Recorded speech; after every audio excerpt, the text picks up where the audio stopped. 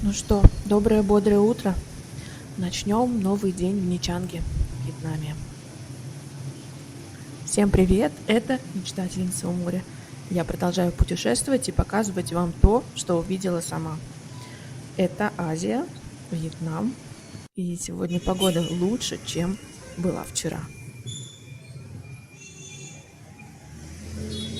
Я, конечно же, решила этим воспользоваться и решила пойти посмотреть на одну из достопримечательностей города, Белого Будду, который стоит на горе. Ну и, конечно же, решила, что нужно идти туда пешком. Это всего около часика по такой нормальной погоде, не сильно жаркой и без дождя, вполне себе нормально. На всякий случай дождевик у меня был в сумке, если хотите, ну, если переживаете.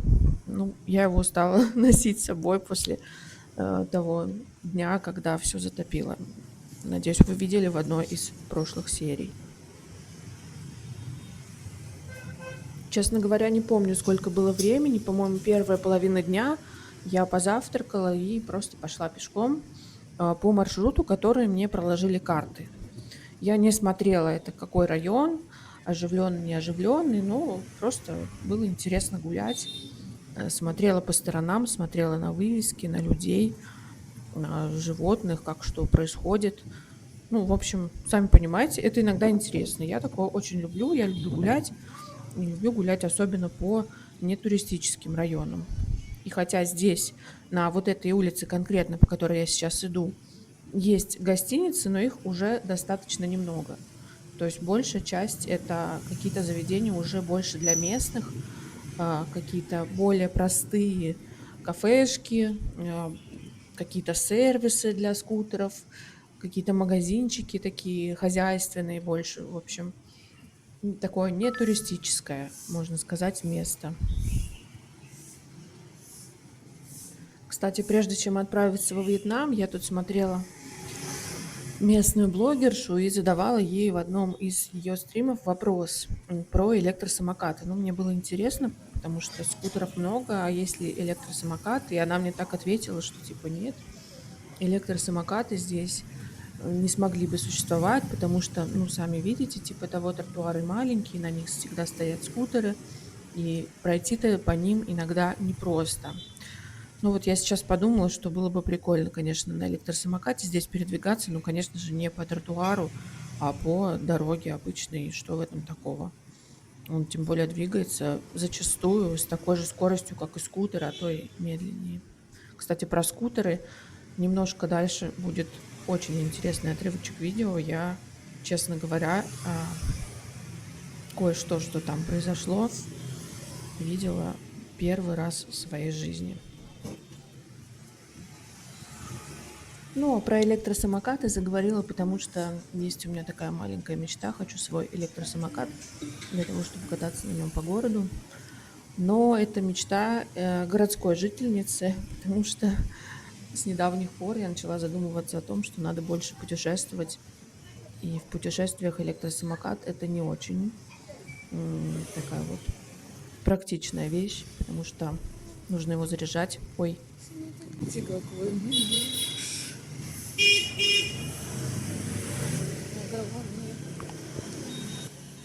Простите, очень люблю Тоторо, немножко отвлеклась. Так вот, про электросамокаты. Не очень практично это в путешествиях, потому что нужно, во-первых, его заряжать, и, во-вторых, перевозить. И на больших расстояниях он не очень полезен.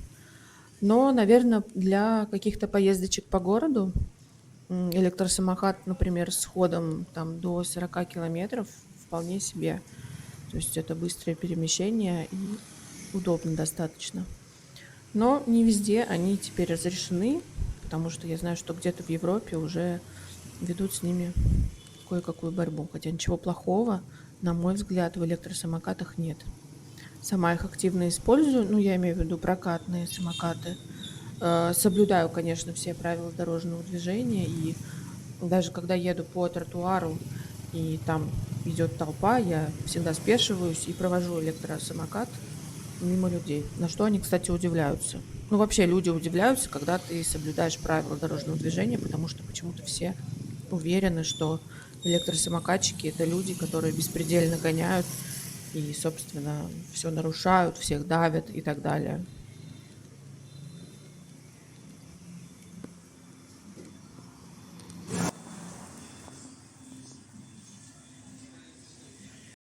Ну а вот тут мой путь проходил мимо железной дороги, которая таким небольшим полукругом идет. И вдоль этой дороги, представляете, живут люди.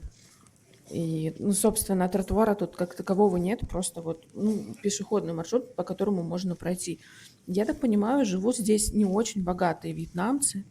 У них такие, ну, представляете, лачушки возле железной дороги, где достаточно шумно. А, Они вот, солнечная погода, они, если обратите внимание, вывешивают просто сейчас свое белье сушиться, вот на таких вот, короче, вешалках. И так вот, ну, достаточно чистенькая улица, но видно, что, ну, не самые богатые, конечно, это не квартирки какие-то шикарные, я не знаю, какие там условия внутри.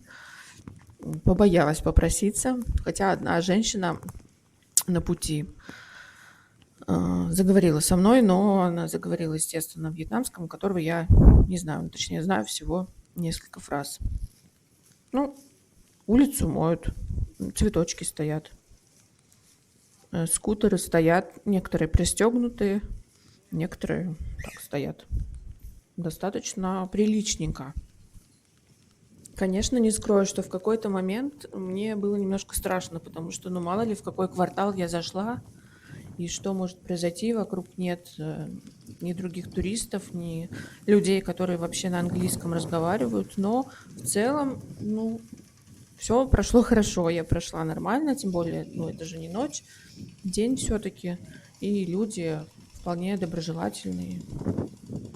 Так вот, улица это выглядит. Я по ней шла примерно минут 15, наверное. Может быть, немножко побольше. Скутеры ездят. И она потом вывела меня практически к той достопримечательности, к которой я и шла. Там нужно было немножко совсем пройти.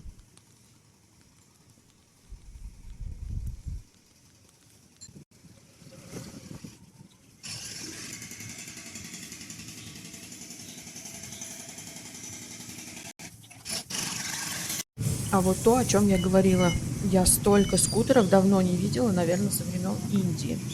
Ну, здесь их поменьше реально, но здесь на переезде пришлось постоять, они скопились, и поэтому получилась вот такая вот толпа. А мне надо, кстати, было переходить на другую сторону, и мне пришлось ждать, пока эта толпа немножко рассосется. Это очень много, конечно, очень много.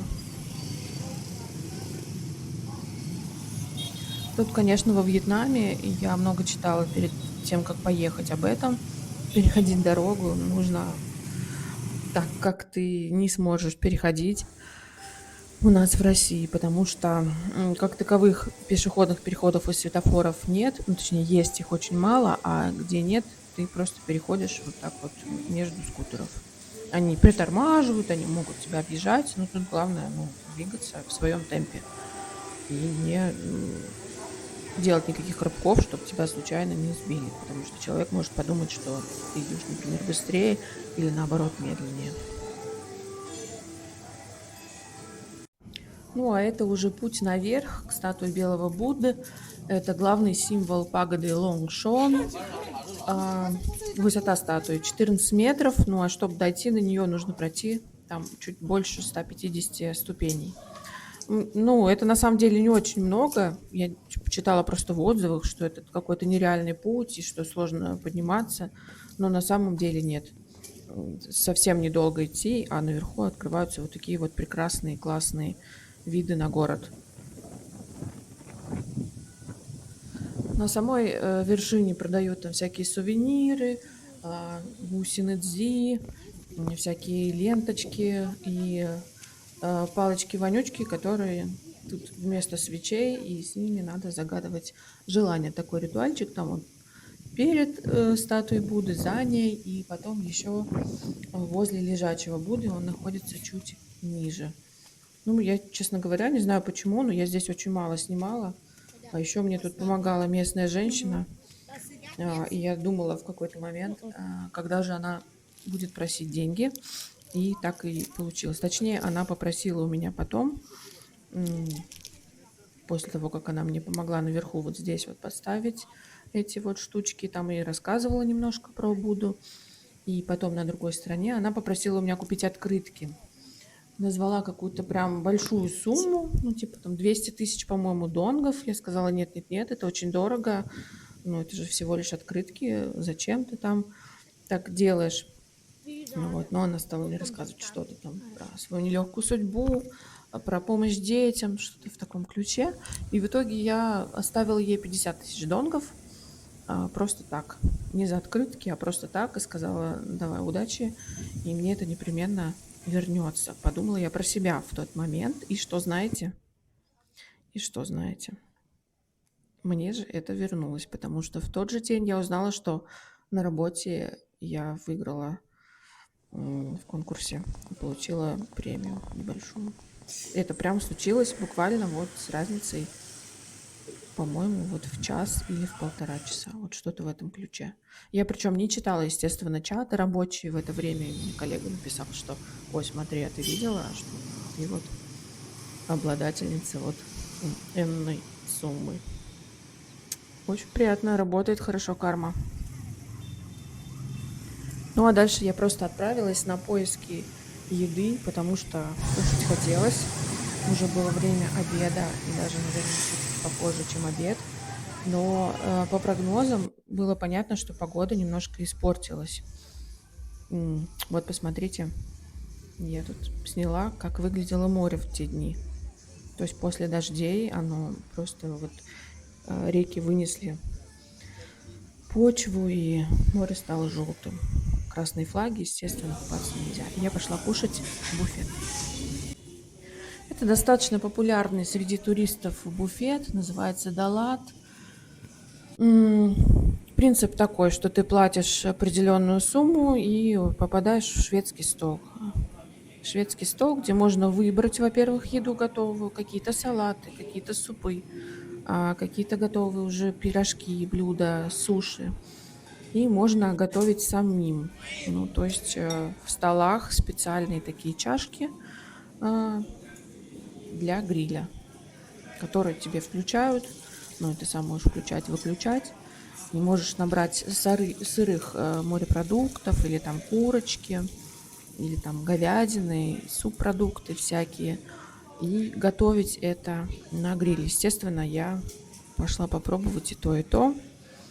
И большой плюс этого буфетика — находиться там можно безлимитно по времени. Это первый большой плюсик.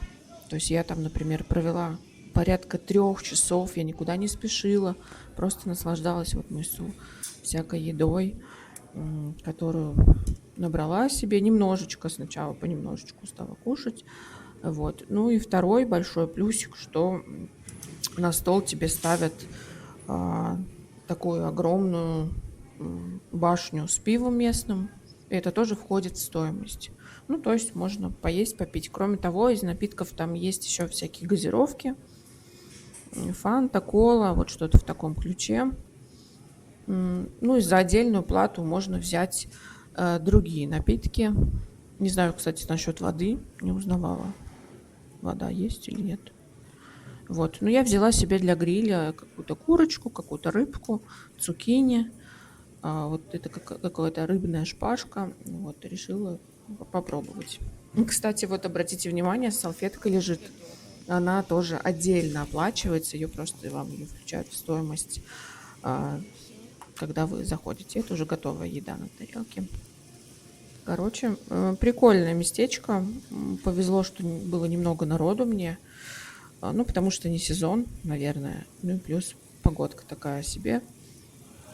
Ну, я планировала дойти до этого буфета.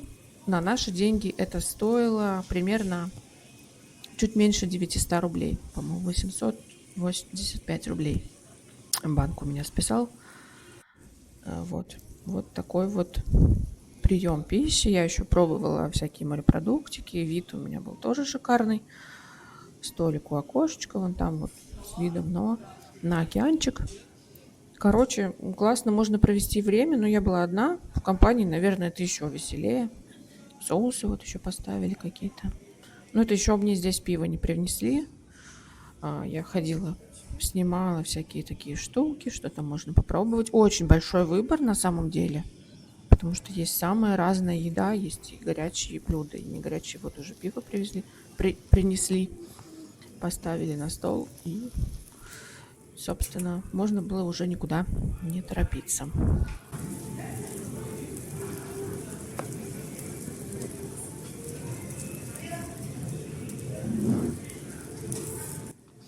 Буфет находится в Ничанг-центре, торговом центре Ничанг. Его просто найти, он там просто наверху. Ну и кроме этого буфета барбекю Далата, есть и разные другие буфеты. Их достаточно много, в том числе всякие японские темы с токпоками и так далее. Ну, то есть, короче, выбор таких заведений, где ты платишь за вход и потом кушаешь безлимитно, достаточно большой. В некоторых местах подают всякую дичь типа крокодила. Ну, просто надо смотреть, что, как, где и так далее. Ну, вот этот буфетик мне понравился. Наверное, если буду путешествовать в следующий раз в Ничанге, то тоже пойду покушать туда. Почему бы нет? Очень большой выбор блюд. Выглядят они неплохо. Ой, тоже погода начала портиться. Ветерочек поднялся. Ой-ой-ой. А мне нужно было идти дальше.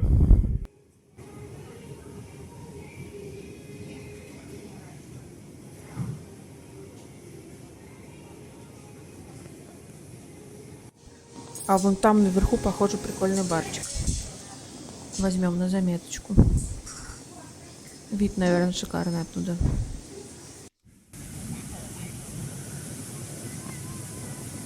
Ну, а вот таким было море.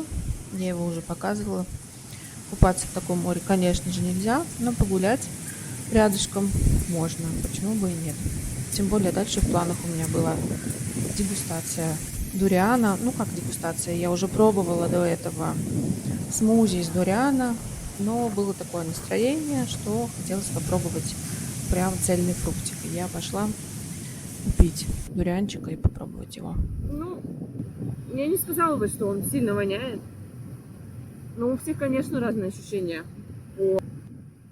Ну и ракурс, конечно, я тут выбрала. Выгляжу как какая-то старенькая тетушка, еще с весом плюс 20 килограммов, которых у меня есть, конечно, лишние килограммы, но не настолько, не настолько. Так вот, про дуриан.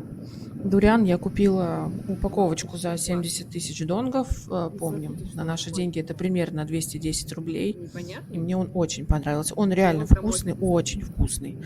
Ну, нереально. я не сказала бы, что запах такой какой-то неприятный. Ну, немножко специфический запах. Ну, а это, смотрите, возле ресторанов стоят такие тазы, и в них морепродукты. Ну, это рестораны и кафе, в которых аквариумов уже не хватает. И они показывают тем самым, что, смотрите, у нас свежие морепродукты. Ну, тут, кстати, вот практически ничего не осталось. Видимо, все съели. Ну, вот они так показывают, что, вот смотрите, у нас свежие морепродукты, они вот у нас в воде, вы можете выбрать, и мы можем вам приготовить.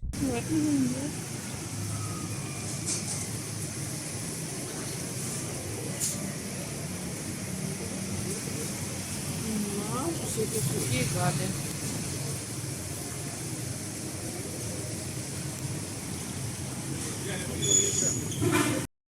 В один из таких ресторанов я потом зашла, но я взяла совсем немного, потому что есть уже не сильно хотела.